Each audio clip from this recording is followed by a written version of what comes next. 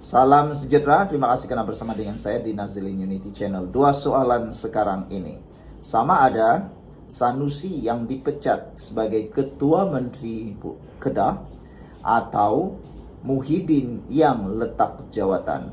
Oke, kenapa begitu? Aku nak ulas dulu. Pertama, tentang Muhyiddin yang mungkin perlu letak jawatan. Oke, Muhyiddin adalah presiden kepada Parti Bersatu. Muhyiddin juga adalah pengerusi Perikatan Nasional. Dalam Perikatan Nasional, hierarki tertinggi ialah Muhyiddin Yassin. Sepatutnya, sebagai pengerusi, apa saja arahan, apa saja permintaan, apa saja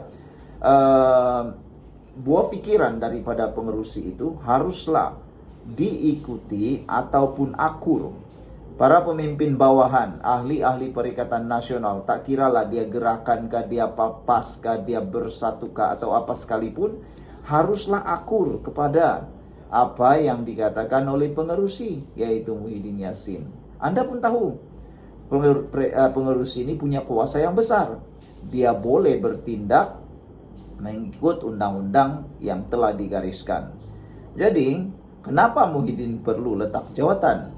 Sebab kemarin dulu Muhyiddin telah mengingatkan ahli-ahli Perikatan Nasional supaya sebelum cakap semak fakta dulu. Sebelum cakap semak fakta dulu. Selepas Muhyiddin terpaksa membayar saman fitnah berjumlah 1 juta ringgit, ulasan itu ataupun nasihat Muhyiddin itu tiba-tiba timbul. Ramailah yang menjangkakan Muhyiddin mungkin dah serik. Oke, tak apalah kalau Muhyiddin dah serik itu bagus.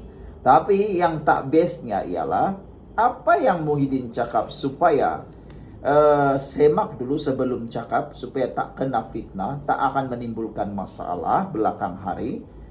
Tidak diikuti oleh orang bawahan Perikatan Nasional ataupun ahli-ahli Perikatan Nasional.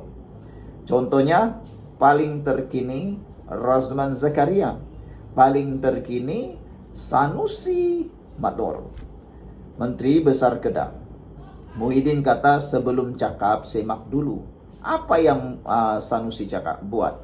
Dengan keberanian pahlawan, pahlawan ataupun pahlawan Perikatan Nasional itu, Panglima Perikatan Nasional itu, dengan keberaniannya dia buat satu kenyataan yang melanggar arahan ataupun peringatan nasihat daripada pengerusi Perikatan Nasional Muhyiddin, yaitu dia kaitkan amanah dengan DAP. Nah, disinilah timbul dua persoalan itu. Siapa yang harus letak jawatan? Muhyiddin yang perlu letak jawatankah dengan alasan beliau tidak diendahkan lagi sebagai pengerusi Perikatan Nasional? Nasihatnya sudah tidak pakai lagi. Buktinya ada. Mereka tak dengar pun, mereka buat mungkin tak tahulah. Kan? Apa pula pendapat kamu semua? Itu. Kalau Muhyiddin tak boleh kontrol ahli-ahlinya, lebih baik Muhyiddin Yassin letak jawatan segeralah.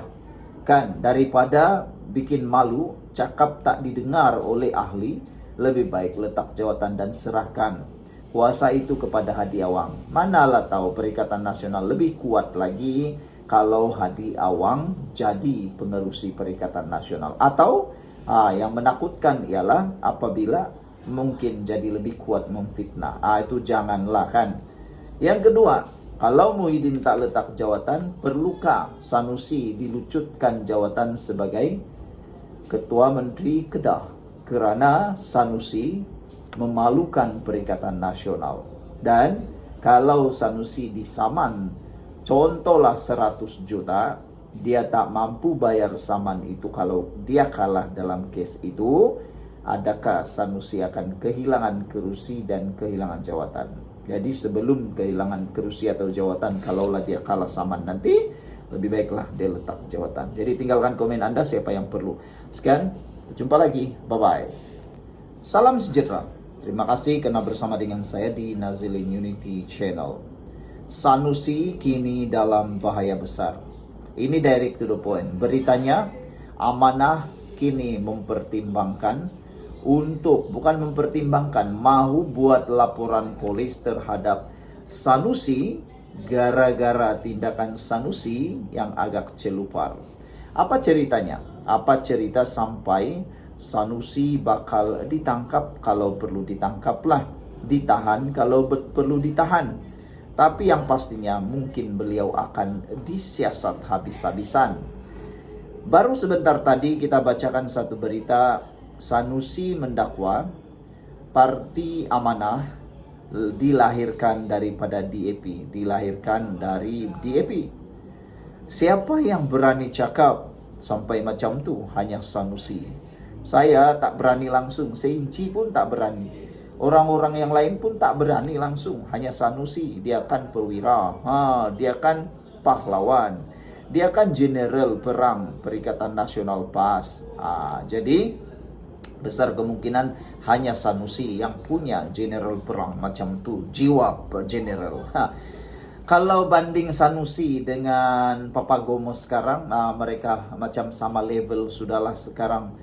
Banyak pemimpin-pemimpin PAS sekarang ini yang dah kedapatan memfitnah, bolehlah samakan level dengan Papagomo saja. Terutamanya macam Sanusi lah. Dah banyak kali berulang-ulang membuat pernyataan demi pernyataan yang kontroversi. Suka membuat kontroversi. Macam Papagomo lah. Terkini apa yang berlaku? Ketua Polis Negara ambil tindakan terkini apabila Papagomo tidak macam tak endahkan arahan mahkamah untuk berhenti menyebarkan fitnah terhadap Ketua Polis Negara. Berhenti mengulas tentang isu tentang Ketua Polis Negara itu. Tapi apa yang Papagomo cakap? Dia kata dia tak ada kemampuan untuk mengontrol penyebaran itu karena dia bukan admin. Baru-baru ini juga kita dengar dalam perbicaraan Papagomo kata dia bukan Papagomo. Jadi kalau Papagomo bukan Papagomo, siapalah Papagomo yang sebenarnya? Aku pun tak tahu, kamu tulislah sendiri. Yang menariknya hari ini, Sanusi bakal akan dilaporkan kepada polis gara-gara mengaitkan DAP dengan Amanah. Kalau sebelum ini banyak yang kalah dalam kes, Siti Masturah mengaitkan pemimpin-pemimpin, 3 orang pemimpin DAP dengan komunis, keluarga komunis. Jadi akhirnya apa yang jadi? Kalah, lagi bayar, lagi saman fitnah. Terkini pula Razman pula mengaitkan Hanayo dengan konglomerat orang kaya YTL. Yang itu pun salah juga. Entahlah, aku pun semakin bingung dengan orang-orang PAS nih.